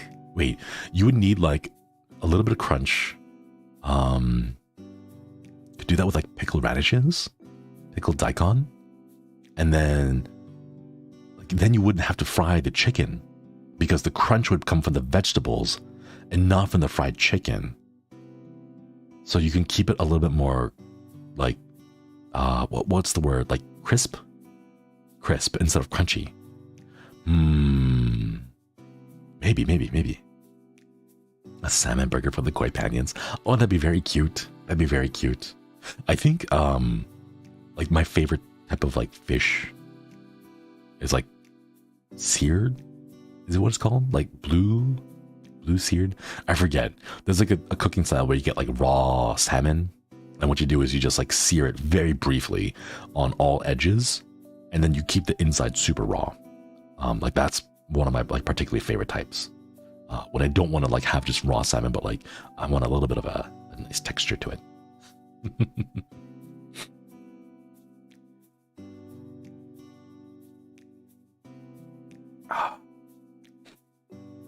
Oh, it's called blue. Ah, yeah. The Axel method. Oh no, not like that. Like a tartare. I actually have never had tartares before. They've always been like strange to me. The idea of eating like ground beef, and like an egg. I don't know. The textures seem like they would clash for me. Searing is best. Will Manus have insurance for food poisoning? Oh my goodness. Wasabi mayo, grilled onions, and some nice crispy greens, toasted bun. Make a smash burger because brown beet is tasty beet. Yeah. That sounds really good. That sounds really good. You should try Yuko. Yukoe? I'm not sure how to pronounce that. It's heavenly. Ooh. Tartar is Altair's name. Ekitoro. Ooh. Chad, you guys are making me hungry now. I haven't had food yet, and I'm like talking about food. It's Korean beef tartare. Ooh, interesting. A shrimp burger sounds good. Are we talking about like a shrimp burger that's like a giant, like a single prawn? Like 1 or 2 prawns? Or like the small shrimp? Would that even work? I guess you could like compress small shrimp, like a patty of ground shrimp. I can see that. Like the prawns itself. Korean beef is Altair.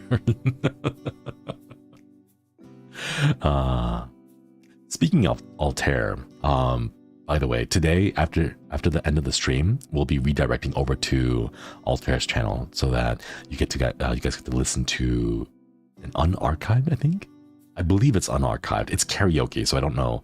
I'm pretty sure it's going to be unarchived, but they have a off collab. Well, they'll be singing, and that's what we'll be sending you off to as a redirect.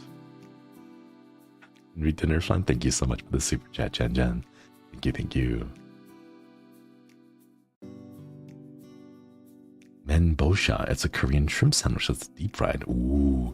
Food seems to be a theme for Tempest. Okay. Yes. But that's because you've seen how we cook. You've seen how most of the boys cook. I mean, I think you've seen Magni, you've seen Altair, you've seen Maddie like twice, you've seen Axel twice, you've seen Altair once, I think, and then you've also seen Bettel. Whatever the thing Bettel made was, you've seen that. So yeah, that's why. Let him cook. No. Don't let him cook. Don't. Just let them order takeout. Like, let them order delivery to the guild hall, or Mr. Beach, thank you so much for the super chat and a fun chat. Cheers. Thank you for stopping by, and thank you so much for the super chat. Have a wonderful day. Drunk Eagles unarchived, not Drunk Eagles archived. That's a pretty good rule of thumb. Yeah, Hakka, I think, can cook very well. I know I can cook pretty well. I wouldn't say like amazingly. Like, okay. I am one of those people who cooks like tasty food, but it doesn't look good because I cook for myself. I don't really like cook for social media, if that makes sense. Like, my photo taking skills are very bad. I don't know how to like plate things. I just cook things and I'm like, all right, I know this is delicious and I'm just gonna eat it because like I'm the only person that's gonna eat it, right? So that's kind of what I do. So like if I were to share pictures of my food, you would look at them and be like, Shinri, what is that mess? And I'll be like, no, trust. It's delicious, and it will be delicious. It just doesn't look that amazing because I don't have like absolutely amazing plating skills. Ricky Gomez, thank you for the super chat. Funds for takeout. Thank you so much. Thank you. Cook for taste and then appearance. Exactly. Because what's the point of having food that looks really good? Axel's burgers, cough cough. What's the point of food that looks good if you can't eat it, you know? So like, okay, if you took the patty, you split it open in half, and then you cook those sides again, like you just put them back on the grill, right? Then it'd be fine. It would be fine, right? But like always, flavor first, and then appearances, because it's food. You're supposed to eat it for the flavor, you know? Not the catfish. It's like Axel's like little dating burger dating sim profile where it's like, oh look, check this out, and then it's like these amazing high detailed, high definition like pictures of burgers that look incredible, and then you open the patty and it's like, surprise.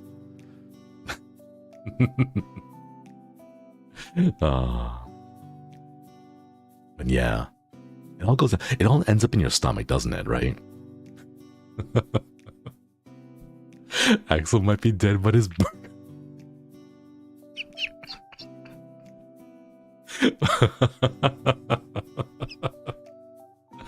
Oh, ouch. Oh my gosh, I hope he doesn't watch this. That was savage. Oh my god. Oh, yeah, Here's the thing though, if he only made the patties thinner, it would have been easier for the heat to penetrate and cook the whole thing, you know?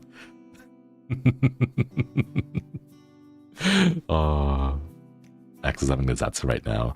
Oh man, I love seeing the boys do Zatsus. It's really nice, it's very comfy, very cozy to have Zatsus. Just now, Axel's a body puppet for the beef overlords. But no, it's all in good fun. It's all in good fun, you know? What does worry me though, are some of the boys' knife skills or lack thereof. As much as it's fun to roast the boys on like their cooking, I do want them to be safe. You know, I saw, I forget who it was. One of the boys were chopping things and they weren't cutting. They were more like smashing with the knife. And I saw that and I was like, oh, no, like, please, like, watch out for your thumbs, watch out for your fingers, please be careful. Like, when you cut, you're not merely pressing down with the knife. You have to, like, move forward or backward. If you're, like mincing things, you want to, like, rock the knife on the edge, like, back and forth. You don't want to, like, slam it up and down, you know? Because not only that, like, you lose a lot of accuracy and control when you're just, like, lifting it straight up and slamming it straight down. As opposed to like rocking it where you're able to like maintain control on the knives. Using the dullest knives too, yeah, like always sharpen them. I have a 6000 6000 whetstone that I use to like sharpen my knives like every month, not that often because I don't maybe like every 2 weeks is like what I should be doing, but like I use it like maybe once a month. Just to keep my knives like very sharp and like on point, especially like when you're using like you're like cutting through meat. You want to grab like the honing. What was it called again? The honing thing. The thing that you like hone your knife's edge on. I forget what it's called. Seiji Peach, thank you so much for the super chat. Thank you. I think it's 6,000 and 6,000 and 1,000. So it's 6,000 on one side, 9,000 on the other side, like a grit, a strop, I forget, honing steel, honing rod. Yeah, it's one of those. Yeah, I think it's a honing rod. And I got the tomatoes with the dull knife is torture. You want to keep the shape of the tomato, and if you run the edge of the knife against the tomato and it doesn't cut, you want to hone the edge of the knife. Or if it's like, yeah, a whetstone. I really like the whetstone because like I have those, I prefer sharpening stones over rods. So they technically, whetstones and honing rods serve different purposes. A whetstone will shave off material from the edge of the knife to sharpen it, whereas a honing rod simply, like I forget exactly what it is. Like mechanically, they do different things. It just hones the edge of the knife to like get rid of the burrs and get rid of, or like to get it more grippiness. Is that what you would say it? I forget. It hones. It smooths out the particles, whereas a whetstone will actually shave off bits and pieces of the edge. It straightens the edge. Yeah. There we go. Straightens it out, smooths out the burrs. Whereas like if you use a whetstone, if you're using it correctly, you will see like residue coming off the knife, and those are like little particles of the metal literally coming off the knife's edge to sharpen it up. Hello, Jay Cisco. Thank you for the super chat. If you could do a horror video game, how would it be? I don't know. There's so many. I wanted to involve time travel. That's all I know. If I were to make a horror game, I wanted to involve time travel. That's really it. That's the seasoning coming off the knife. No. You don't have to see. It's not like a cast iron, like a skillet, or like it's not like that. You don't have to season the knife like that. No. It's just the metal particles of it. But you do want to use a whetstone. Okay, one thing. If I can tell you right now, never buy those like pole sharpeners. The knives, the things that have like this little V shape, where you like stick the knife in there and then you pull it through. Never buy those. Never buy those. Those are absolutely terrible. They will like dull your blade. They will cause kinks and like little chips inside the metal and like break the steel. Those are terrible. Terrible. Yeah, those like quote unquote sharpeners things, right? Never get those. Those are terrible. Very, very bad. I've never had one work effectively, and in fact, they always end up ruining the edge of the knife, and then I have to spend like an hour sharpening it again against the whetstone to like clear out all the absolute messiness that it creates. But yeah, whetstones all the way. They're not actually that difficult to use. For me personally, I learned off of YouTube guides. Like I just watched the YouTube video and was like, all right, this is how you wet the whetstone. And this is how like the angle that you're supposed to hold it, the amount of pressure, like how you're supposed to apply pressure one direction and then release the pressure on the backstroke, or, you know, vice versa, depending on how you want to sharpen it. They're not that difficult to use. And if you watch the technique, your finger position on the whetstone and the knife itself is actually very simple. You are very unlikely to hurt yourself on the knife if you are holding it properly. But yeah.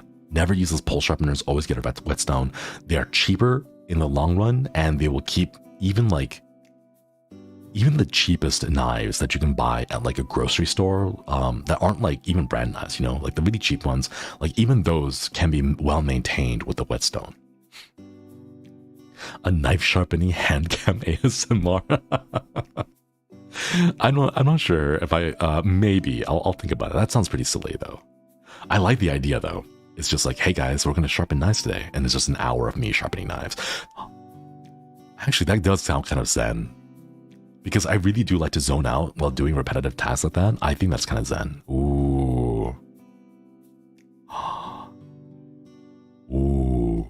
Yeah, maybe I'll think about it. I'll ask and see if like that's like having knives on stream is like a spooky thing, because like YouTube will see that and be like, oh, is that a weapon? You know? So I'll have to see, especially for like a hand cam stream. But I'll ask around and see if we can like work out a plan for that.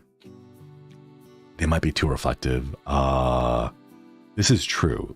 Actually, one little trick you can do is to get like a whiteboard marker. The dry erase markers, I believe, and then just like write all over the edge of the blade, and then like as you sharpen it off, you'll see parts of this blade that is being shaved off by the whetstone, and then you can use the whiteboard marker to like gauge the angle, whether or not you have a good accurate angle or not. So like I could probably just like write over the entire edge of the blade, you know? I want to see your cooking utensils. They're very bad. They're poorly kept because like I only use them for myself. Yeah, it's because you're not gonna you wipe it all off eventually, and the whiteboard marker comes off pretty easily. So, as you sharpen against the whetstone, you can check the angle and like review your hand positioning on the knife as you like properly shave away the right amount of metal. I do have like an ASMR microphone that I could just like record like the sounds and only the sounds, nothing else. Like if I can't get like a webcam to work, because right now I don't have a laptop. I only have a desktop computer. So trying to get like a webcam all the way from my office all the way to the kitchen is a little bit of work. I don't know how long a USB cable can go. Ronin noises. Yeah, maybe. I'll think about it. I'll see if I can figure out how to do that. You've not seen Our Knives Dad uses hammers on occasion to break wooden. Oh no. Oof. Please take care of your tools. Please take care of your equipment. Make sure that they're all well taken care of and well maintained. It will last you a long time. But yeah, I think, chat, we're going to go ahead and call it here, because with my outro, I think we'll end up just in time to send you off over to the off collab karaoke with, oh no. Hello, Maki Rudes. Good to see you all here. Welcome. Thanks for stopping by. I'm sorry, but we're just about to end, actually. The double redirect. Oh no. Yakimo. You got the sweet potato part, right? Oh gosh. Wait, are the Hakitos here too? The double redirect? Oh my goodness. Makiru, the Hakitos, hello. Good to see you all. Welcome.